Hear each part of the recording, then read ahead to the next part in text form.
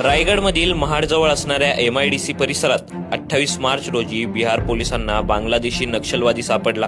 केंद्रीय गृहमंत्री अमित शहा यांच्या रायगड दौऱ्याच्या 2 दिवस आधी या नक्षलवाद्याला पकडण्यात पोलिसांना यश आलं।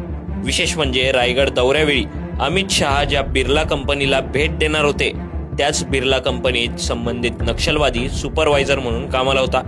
मुळात हा नक्षलवादी पोलिसांच्या ताब्यात आला नसता तर अमित शहांच्या रायगड दौऱ्यावेळी कोणतीही दुर्घटना घडू शकत होती आणि त्याचं गालबोट रायगडला आणि पर्यायानं महाराष्ट्राच्या माथी लावण्यात आलं असतं। परंतु या गोष्टीची जाणीव महाराष्ट्र नवनिर्माण सेनेच्या अक्षय भोसले यांनी 14 जानेवारी रोजी प्रशासनाला करून दिली होती। मात्र या पत्राकडे प्रशासनानं कानाडोळा केला। मुळात महाराष्ट्रात काम करणाऱ्या परप्रांतीय कामगारांची नोंद स्थानिक पोलीस स्टेशन आणि कंपनीकडे असणं आवश्यक आहे। तसा कायदा आहे, परंतु हा कायदा महाराष्ट्रात सर्वत्र सर्रास फाट्यावर मारला जातो आणि यातून घुसखोरांना महाराष्ट्रात लपण्यास वाव मिळतो। महाडमधील MIDC मध्ये मोठ्या प्रमाणात बांगलादेशी घुसखोर, रोहिंगे आणि नक्षलवादी काम करतात। त्यांची नोंदणी करून घ्यावी आणि त्यावर योग्य ती कारवाई करावी अशी विनंती करणारं पत्र अक्षय भोसलेंनी तहसीलदारांकडे दिलं होतं।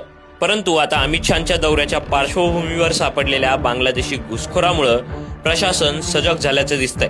हीच गोष्ट प्रशासनानं पूर्वी केली असती तर बरं झालं असतं असं म्हणत महाराष्ट्र नवनिर्माण सेनेचे सरचिटणीस वैभव खेडेकरांनी प्रशासनावर हल्ला चढवला आणि निदान आता तरी सर्वच परप्रांतीय कामगारांची नोंदणी करावी आणि त्यानंतर जे घुसखोर सापडतील त्यांच्यावर योग्य कारवाई करावी, अन्यथा स्थानिकांच्या सुरक्षेचा प्रश्न निर्माण होईल असं आवाहनही वैभव खेडेकरांनी केलंय। आंतरराज्य श्रमिक स्थलांतर कायदा जो 11 जून 1979 रोजी पारित करण्यात आलाय याची अंमलबजावणी व्हावी इतकी साधी सोपी मागणी महाराष्ट्र नवनिर्माण सेनेनं यातून लावून धरली आहे। जर कायद्याची अंमलबजावणी झाली नाही आणि नोंदणी झाली नाही तर महाराष्ट्र नवनिर्माण सेना तीव्र आंदोलन उभं करेल आणि त्यास सरकार जबाबदार असेल।